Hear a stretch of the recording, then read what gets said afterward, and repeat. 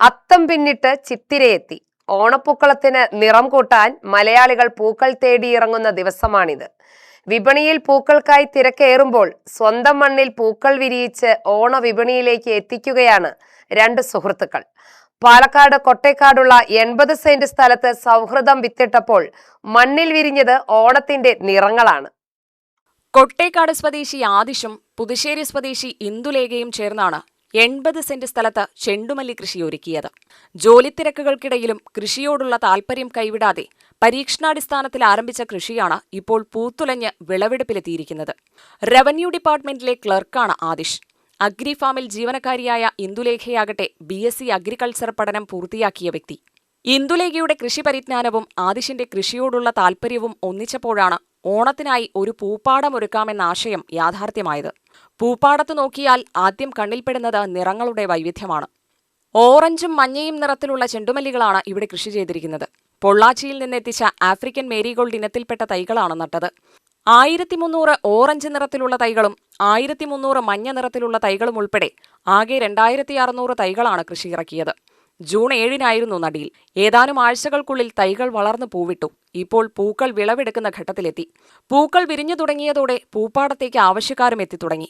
നേരത്തെ ലഭിക്കുന്ന ഓർഡറുകൾ അനുസരിച്ച് പൂക്കൾ പറിച്ചെടുത്ത് എത്തിച്ചു നൽകുകയാണ് ചെയ്യുന്നത്. ഓണാഘോഷങ്ങൾ സജീവമാകുന്നതോടെ ആവശ്യക്കാരുടെ എണ്ണം വർദ്ധിക്കുമെന്ന പ്രതീക്ഷയിലാണ് ആദിഷും ഇന്ദുലേഖയും. ഇത് എൻ്റെ ഒരു ഇൻട്രസ്റ്റ് കാരണം തുടങ്ങിയതാണ്. നമുക്ക് ഭവ്യ എന്നുള്ള കൃഷി അസിസ്റ്റൻ്റ് എന്ന പരിചയമുണ്ട്. അപ്പോൾ അവർ പോയ വർഷം ഇങ്ങനെ ചെയ്യുന്നുണ്ടായിരുന്നു.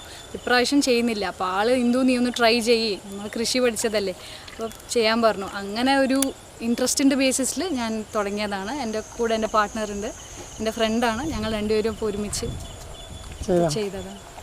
ഇത്രയും സക്സസ് ആവുമെന്ന് വിചാരിച്ചില്ല. പക്ഷെ മഴയും ഇതൊക്കെ ഉണ്ടായിരുന്നു. പക്ഷെ അടിപൊളിയായി പൂ വന്നിട്ടുണ്ട്. നമ്മൾ ഫുള്ളി മഴ ആശ്രയിച്ചിട്ടാണ് ഇത് ചെയ്തത്. ഇവിടെ ഇറിഗേഷൻ ഫെസിലിറ്റി അങ്ങനെ ഒന്നുമില്ല. ഇത് ആഫ്രിക്കൻ മേരിഗോൾഡാണ് നമ്മൾ കൃഷി ചെയ്തിട്ടുള്ളത്. ഇതിൻ്റെ വലിപ്പം കണ്ടാലേ അറിയാം. ഒന്നിന് തന്നെ 300 ഗ്രാം വരും. അതെ, 30 ഗ്രാം. ഇത് ജൂൺ 7-ാം തീയതി സ്റ്റാർട്ട് ചെയ്തു. 2 മാസം കൊണ്ട് 2 മാസം കൊണ്ടായി.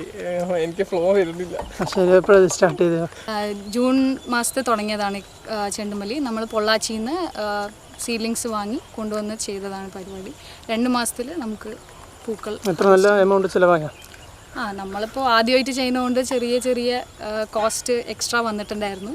അല്ലാണ്ട് കുഴപ്പമില്ല, സക്സസ്ഫുള്ളാണ്. ഇത്തരമൊരു കൃഷി പരീക്ഷിക്കണമെന്ന ആശയം ആദ്യം മുന്നോട്ട് വെച്ചത് ഇന്ദുലേഖയുടെ പരിചയത്തിലുള്ള ഒരു കൃഷി അസിസ്റ്റന്റാണ്. ആശയം ഇരുവരും ഏറ്റെടുക്കുകയായിരുന്നു. നമസ്കാരം. എന്തായാലും മോളുടെ സുഹൃത്തും കൂടി ഇങ്ങനെ നല്ലൊരു ഉദ്യമം ചെയ്യണം എന്ന് പറഞ്ഞപ്പോൾ, പൂക്കൃഷി ചെയ്യണം പറഞ്ഞപ്പോൾ എനിക്ക് വളരെ സന്തോഷം തോന്നി.